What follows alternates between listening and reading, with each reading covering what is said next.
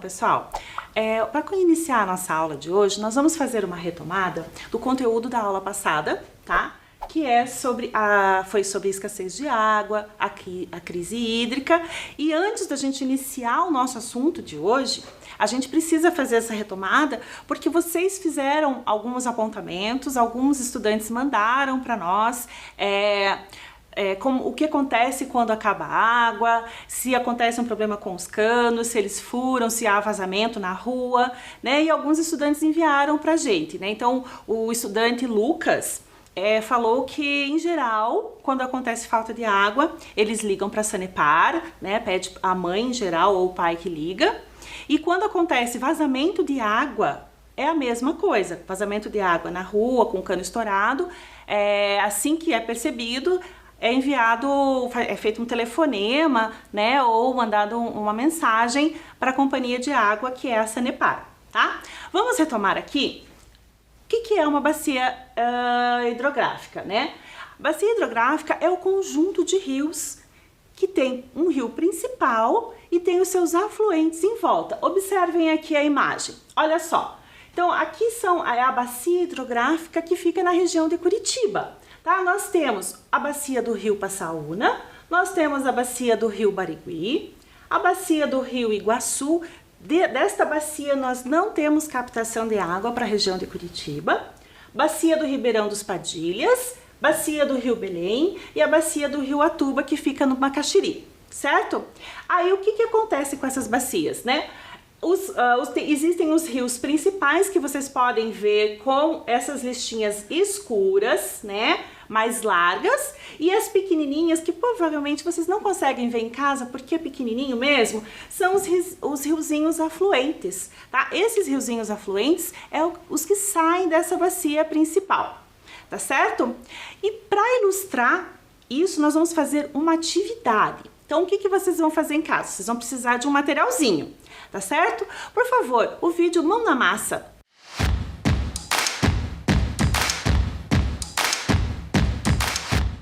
Então, para o nosso momento Mão na Massa, vocês vão precisar de uma folha.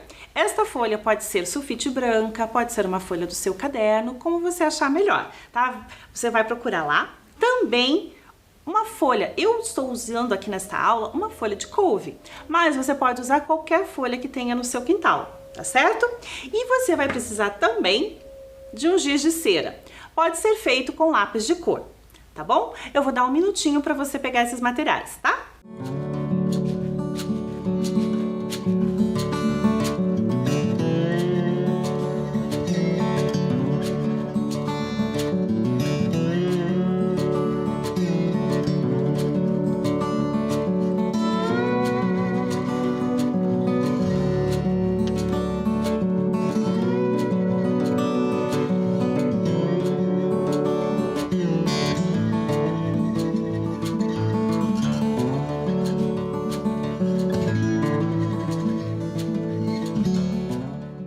Então, vocês já estão com o material em mãos? Vamos lá, o que nós vamos fazer é utilizar esta folha de couve para observar justamente os rios, o rio principal de uma bacia hidrográfica e os seus afluentes. Como nós vamos fazer isso? Você coloca a folhinha embaixo da folha de papel que você pegou e com o seu giz ou o seu lápis de cor, você vai pintar sobre essa folha. E a gente vai pintando, vai pintando. Daqui a pouquinho vai aparecer os recortes, vai aparecer a linha principal, o rio principal. Vocês estão fazendo em casa?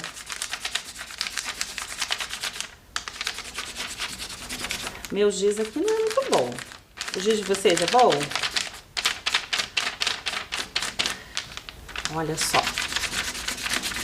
A cor pode ser a cor que você quiser. Você pode usar a cor vermelha, verde, amarela, a cor que você achar conveniente. Você pode caprichar mais do que eu, tá? Capricha aí.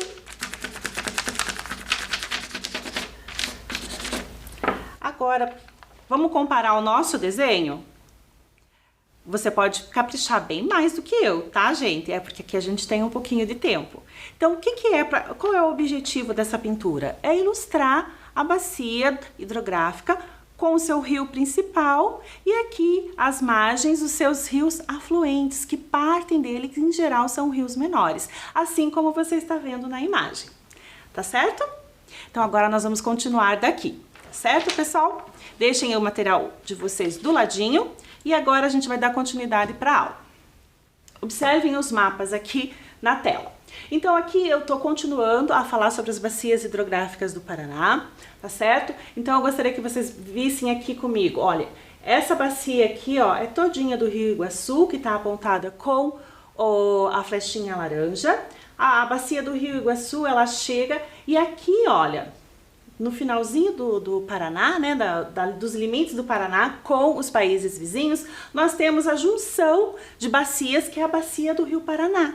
Tá? Que fica aqui, que está junto lá quando nós falamos sobre a Itaipu, a reserva de Itaipu, quando nós falamos dos rios que formam os reservatórios lá das hidrelétricas, né? Nós comentamos sobre isso. E falamos também que a crise hídrica afeta também a produção de energia, porque se nós não tivermos chuvas suficientes para que caiam nos rios e aumentem o abastecimento desses rios, influencia também na produção de energia. Talvez não diretamente na Itaipu, que é uma grande empresa, como eu havia falado na outra aula, mas pode influenciar outras hidrelétricas ao longo do nosso estado, tá? Não existe só a Itaipu, existem outras usinas hidrelétricas menores que também compõem toda a rede de produção de energia, certo? No outro mapa é mais ou menos igual a esse, só que aqui tem um pouco de relevo, tá mostrando outros afluentes do Rio Iguaçu, tá mostrando também o Rio Paraná e tá mostrando as outras bacias que compõem todo o estado do Paraná, tá certo? Então, vamos dar continuidade, né? Como sugestão para a gente fazer esse trabalho com água, que a gente retomou na aula anterior, né? Que a gente falou sobre isso, sobre a escassez da água, quais são os nossos... o que nós aqui como cidadãos podemos fazer, né? Então, redução de consumo de água em casa, tentar observar se a gente está usando corretamente a água e também observar se as políticas públicas estão de acordo para a economia de água, tá certo? Agora, vamos retomar outro assunto muito importante que foi falado numa outra aula. Então, uma aula foi sobre crise hídrica e num outro momento nós falamos sobre as mudanças climáticas, tá certo? Então, o termo mudança climática refere a essas variações de clima em escala global que foram atingindo ao longo do planeta, tá? Foram atingindo o planeta Terra e foi mudando. A mudança climática, a gente pode pensar de duas formas. Primeiro, no sentido do planeta, né, de evolução e desenvolvimento do planeta, como o planeta se transformou ao longo do tempo. Houve épocas de glaciações, onde estava tudo congelado, como aquele filme A Era do Gelo, sabe? Já assistiu? Então, teve também períodos de separação de continentes, tá? Que foi a deriva continental. Teve períodos em que a Terra teve variação de órbita, então alguns momentos das mudanças dela, ela estava mais próxima do Sol, outras vezes não tão próxima, e isso influencia sim as mudanças climáticas no planeta. Entretanto, o que comentávamos na nossa aula também são as mudanças climáticas causadas 90% para mais pelo homem, pela ação do homem, né? Como que a gente sabe isso? Existem pesquisas científicas que falam sobre isso, né? Do desmatamento, as mudanças climáticas são geradas por todas essas questões dos problemas ambientais que estão acontecendo, tá? Desmatamento, emissão de poluentes. Lembram que comentamos sobre alguns gases que são extremamente poluentes, como o CFC, como dos combustíveis, né, dos combustíveis fósseis, aquela fumacinha que sai, que é o gás carbônico, o monóxido de carbono. Tudo isso fica ao redor da Terra, na atmosfera da Terra, e vai fazendo com que a temperatura vá se elevando. Tá? Então é importante que a gente saiba que existem sim mudanças climáticas que foram naturais, foram de acordo do desenvolvimento do planeta, e existem as mudanças climáticas causadas pelo homem, que é o que está interferindo na vida. Comentamos sobre o livrinho Leve, que era do ursinho polar que ficava sem a casa dele, porque fez o degelo, né, e ele ficou preso num bloquinho de gelo e foi parar numa floresta. Lembram dessa leitura, que foi bem bonita, feita pela professora Dayana? Nós também comentamos sobre populações na África que estão tendo que se mudar, né, tendo que sair da sua localidade para ir para outros lugares, porque estão sofrendo com enchentes, estão sofrendo também com seca. Então depende da região do planeta, acontecem mais enchentes, mais chuvas, e existem ou furacões, né, tsunami, que não é tanto, tsunami não é bem mudança climática, né, é a Terra que está se mexendo, mas as populações estão tendo que se mover, né? E isso interfere sim na vida das pessoas. Então o aquecimento global, as mudanças climáticas interferem muito na vida de várias pessoas, não só na nossa. A gente quase não sente aqui, né? Mas existem outras pessoas que têm uma questão de vulnerabilidade maior que a nossa, tá certo? Observem aqui as imagens, a professora trouxe para ilustrar para vocês. A seca, as plantas, né? Aqui é a ilustração do aquecimento global causado pelo homem. Aí temos a população que precisou ser tirada do seu local natural onde morava, onde se desenvolveu cultura, sua história, né? Essa população teve que se mudar, né? E a poluição, né? A poluição é um dos grandes componentes formadores desse aquecimento global, dessa mudança climática que a gente está vivendo, tá? Vamos dar continuidade então e iniciar agora. Antes da gente iniciar, eu vou mostrar esse gráfico para vocês, que esse gráfico ele está mostrando aqui a média de aquecimento e a ação do homem em relação ao aquecimento global e às mudanças climáticas, tá? Então, se vocês observarem, ó, a linhazinha laranja é esse aquecimento que está sendo previsto até, olha só, em meados de 2060, 2040, né? Quantos anos vocês vão estar em 2040? Minha professora vai estar velhinha já. E vocês? Olha só, pelos estudos do IPCC, que é um órgão onde cientistas pesquisam e publicam sobre as mudanças climáticas, eles colocam para nós que vai aumentar 1,5 grau até 2040.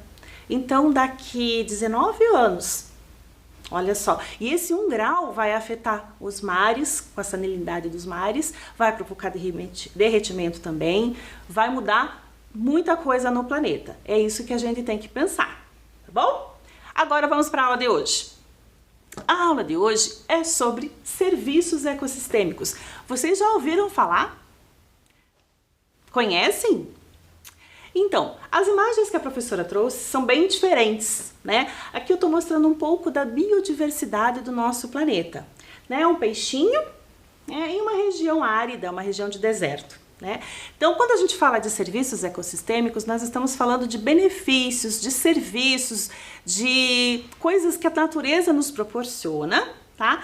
E faz bem, faz com que exista vida, né? Então essas ações da natureza que a gente busca na natureza trazem benefícios para nós.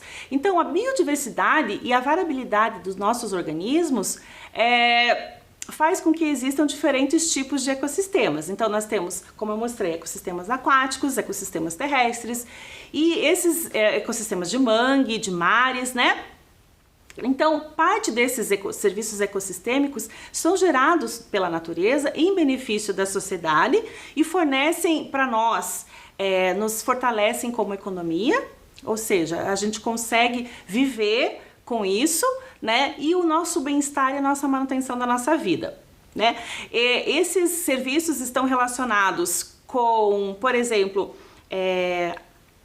a própria regulação climática, né? Então isso é um serviço ecossistêmico, o chão para a gente pisar, né? O solo, né? Onde a própria formação do solo, né? O fornecimento de alimento, tá? Então as plantas, os animais também nos fornecem esses recursos, esses benefícios, né? Outros serviços são relacionados à redução de emissão de gases, porque a atmosfera que engloba o planeta Terra também faz esse papel de filtro, né? Então ela tenta fazer essa manutenção, e dar esse suporte para que a gente consiga viver, tá? O que mais que nós temos sobre isso? Então, por serviços ecossistêmicos, a gente também entende outras ações. Por exemplo, nós estarmos num ambiente aberto, né, passeando com a nossa família, ou então estarmos num parque, ou andando de bicicleta, ou apreciando um espaço da cidade, tá? Todas essas paisagens que fazem parte do nosso cotidiano, que a gente sai para a rua e olha, ou mesmo dentro da nossa casa, fazem parte também de serviços culturais, de benefícios culturais que a natureza e o meio ambiente nos proporciona, tá? Além disso, a base das funções da natureza são indispensáveis, como eu já tinha falado, sobre alimentação, né? Tudo isso dá apoio à vida e a gente precisa cuidar, tá? Por que precisa cuidar? Porque se a gente eliminar uma espécie ou outra, faz sim diferença. Tá? Então, quando a gente está falando da importância da biodiversidade, a gente está falando que todos os seres vivos, até esta abelhinha que está ali, sim, tem ferrão. Se você for perto dela, ela pode ser que venha e venha atrás de você, mas ela tem um serviço muito importante, assim como as borboletas, os morcegos, que é o serviço de polinização. Isso é um serviço ecossistêmico fundamental. Sem esse serviço de polinização, nós não teríamos a variabilidade de plantas no planeta Terra, tá? Então isso é um serviço bem importante. Nem sempre a gente tem consciência dessas ligações, né? Então aqui vocês olham, nós vimos aqui algumas frutas, uns cereais, vemos ali as pessoas numa plantação de arroz, né? Vocês já tinham visto plantação de arroz? Eles estão fazendo a colheita do arroz ali. O arroz ele dá nesse ambiente bem úmido, bem molhado, com água, sabe? É ali que se planta arroz. Nem sempre a gente tem consciência dessas ligações entre a nossa vida em sociedade e o meio ambiente. E às vezes a gente precisa levar em consideração qual é o valor, né? Vocês já pararam para pensar quanto vale a água que você toma? A água é sim um elemento do planeta Terra e é sim um recurso ecossistêmico, é um recurso, um serviço que a Terra nos fornece. E vocês já pararam para pensar que quanto você pagaria por essa água que está aí nos rios, nos lagos, né, ou congelado nas geleiras?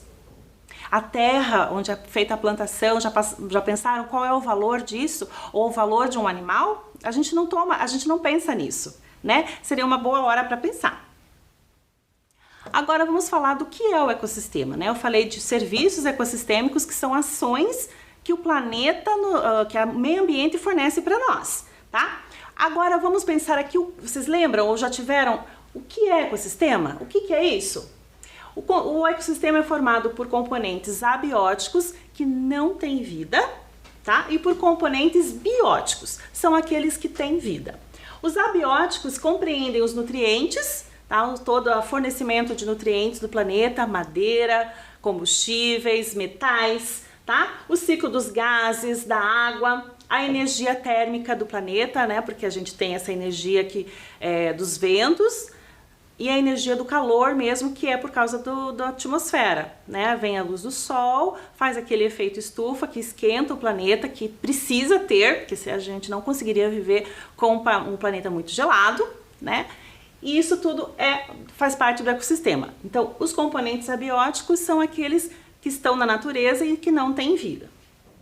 Os componentes bióticos compreendem os produtores, as plantas, os consumidores, que somos nós, né? E os decompositores, que são os fungos e as bactérias, tá? Tudo isso aqui faz parte do meio ambiente e dos serviços ecossistêmicos.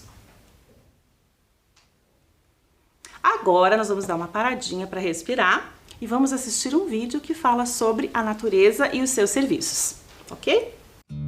Você sabe o que tomar um café, usar o celular e ler um livro tem em comum? Esses e inúmeros outros hábitos do nosso dia a dia dependem direta ou indiretamente da biodiversidade e dos serviços ecossistêmicos. Os serviços ecossistêmicos são os benefícios prestados pela natureza, que nos fornece água limpa, ar puro, alimentos, regulação do clima e proteção contra desastres naturais, energia, polinização, lazer e até bens culturais e valores emocionais. A nossa segurança alimentar, hídrica, climática, energética, bem como a saúde humana, dependem da conservação da biodiversidade e dos serviços ecossistêmicos. Mas nossa biodiversidade está ameaçada por diversos fatores: mudança no uso do solo, mudanças climáticas, poluição, instituições ineficientes e crise econômica. Tudo isso gera consequências como perda de cobertura de vegetação nativa, mudança na temperatura e precipitação, perda da produtividade agrícola, alteração dos habitats e na distribuição de espécies, disseminação de doenças e seus vetores, aumento na ocorrência de invasões biológicas. O bem-estar humano depende diretamente da conservação da biodiversidade e dos ecossistemas. Eles são elementos fundamentais para o enfrentamento das crises socioeconômicas e ambientais, para o desenvolvimento social e econômico, redução de pobreza e desigualdade. E o Brasil, por ser um país mega diverso, tem um grande diferencial competitivo, enorme responsabilidade e uma oportunidade única de fazer a diferença, incorporando a riqueza natural ao processo de desenvolvimento do país. Por isso, a Plataforma Brasileira de Biodiversidade e Serviços Ecossistêmicos busca apresentar o conhecimento produzido sobre biodiversidade, saberes tradicionais e sua relação com o bem-estar humano. Com o apoio de diversos pesquisadores e parceiros, a plataforma produziu o primeiro diagnóstico sobre biodiversidade e serviços ecossistêmicos do Brasil e prevê a produção de outros relatórios temáticos ligados à polinização, polinizadores e produção de alimentos, mudanças climáticas, contribuições dos povos indígenas e comunidades tradicionais para a biodiversidade brasileira, água e restauração. Nosso propósito é gerar conhecimento para assegurar o cumprimento das leis ligadas às políticas de desenvolvimento do país, buscar inovação e tecnologia, propor soluções descentralizadas, incentivar o consumo consciente, mitigar mudanças climáticas, expandir áreas protegidas e recuperar terras abandonadas. Um futuro próspero dependerá das escolhas e ações tomadas no presente. É uma responsabilidade dos diversos atores da sociedade civil e precisa ser integrada de forma transversal às políticas de desenvolvimento do país. A decisão está nas nossas mãos, cidadãos, governos e empresas. Biodiversidade não é problema. Biodiversidade é solução.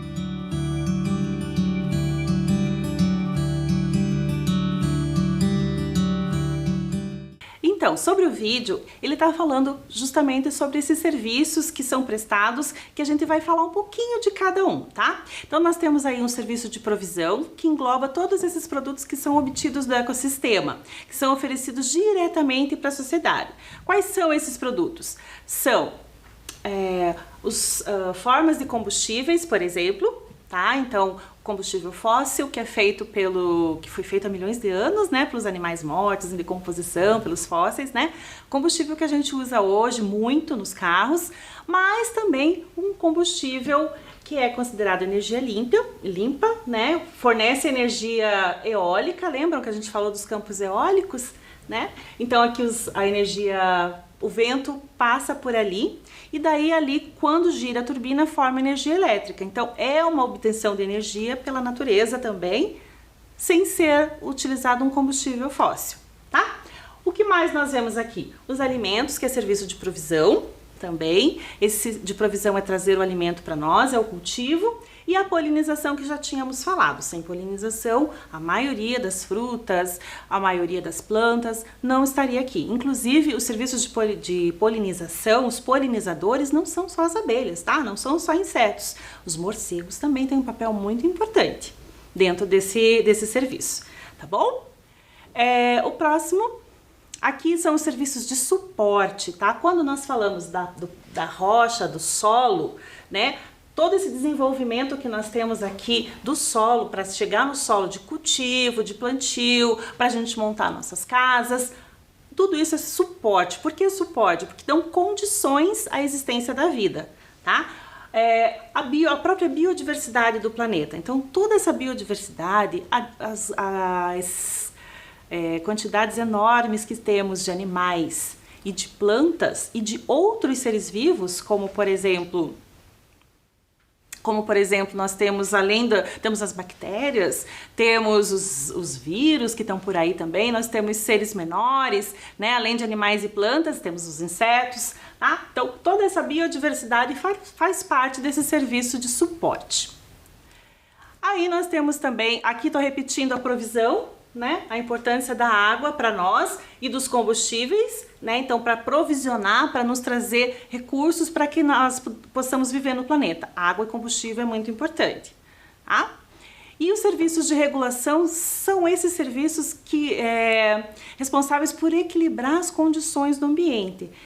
Serviços importantíssimos, porque eles controlam o regime de chuvas, ou se vai ter enchente, se não vai, se vai ter um clima mais seco aquele ano ou um clima mais úmido, tá? Então a regulação do ambiente natural é feito por serviços de regulação. Florestas fazem isso, tá? Por isso que é importante a gente repensar esse negócio de desmatar, tá? Não dá para ficar desmatando, cortando tudo, porque as florestas têm importante nesse sentido. Aí, os serviços culturais que nós comentamos no início são serviços que a natureza nos presta quando nós estamos em contato com ela, né? Com a paisagem, com aquela sensação de bem-estar que a natureza nos proporciona, tá? E agora nós vamos para o que aprendemos hoje. Hoje nós aprendemos sobre os serviços ecossistêmicos e a importância que eles têm para a manutenção da nossa vida, tá? Como exemplo, vamos lembrar assim, serviços ecossistêmicos são bens, são ações, são prestação e disponibilização de recursos feitos pela natureza, pelo meio ambiente, pelo ecossistema, para nós, para a sociedade, para os seres humanos, tá certo? Nós utilizamos esses serviços ecossistêmicos para a manutenção da nossa vida. E como exemplo, observem aqui, gente, talvez seja pequeno para vocês, mas a gente vai conversando junto, tá? Isso aqui é um exemplo de área urbana e eu vou falar para vocês alguns elementos que constituem essa paisagem urbana e os serviços ecossistêmicos. Então, nós temos a escola, nós temos um parque, um hospital, um ônibus andando na rua, na rodovia, tá? Então, aqui vamos ver um serviço ecossistêmico feito por essas árvores que estão aqui. Absorção de CO2. CO2 é o gás carbônico, é poluente, então é importante. As árvores que estão aqui e as árvores que existem ao longo da rodovia servem para redução de barulho. Sim, elas ajudam a essa função. Algumas árvores fornecem sombra. Áreas verdes favorecem o bem-estar, então, em geral, perto de escolas e perto de hospitais, nós temos sim muitas áreas verdes. Nós temos espaço para turismo e recreação nos nossos parques, nos espaços diversos que nós temos nas praças, né? E nós temos também a oportunidade de trabalho, tá certo? Isso é importante, isso é da área urbana. Aqui nós temos os serviços ecossistêmicos do campo. Então, nós temos, que eu já falei, a importância da polinização para que exista vida no planeta e alimento para todo mundo.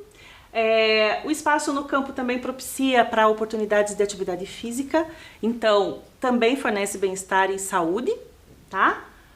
A água da chuva absorvida pelo solo, então a composição dos lençóis freáticos ou os lençóis subterrâneos, muito importante. Cadeia alimentar, então a presença de animais para fortalecer a cadeia alimentar, né? O engajamento estético, sim, a estética, a gente parar num momento, fazer fotografias daquele espaço também nos proporciona bem-estar, tá? E também eu gostaria de encerrar a aula falando sobre os Objetivos do Desenvolvimento Sustentável, né? Esta aula, sim, está pautada no objetivo número 15, que fala sobre a vida terrestre. Esse objetivo, né, fala o seguinte, que até 2030 nós temos que ampliar a proteção e preservação desses ambientes de vida terrestre, não só de vida terrestre, mas também de vida aquática, tá certo? Eu espero que vocês tenham gostado, né? Que vocês fiquem bem, tá certo? E até a próxima aula!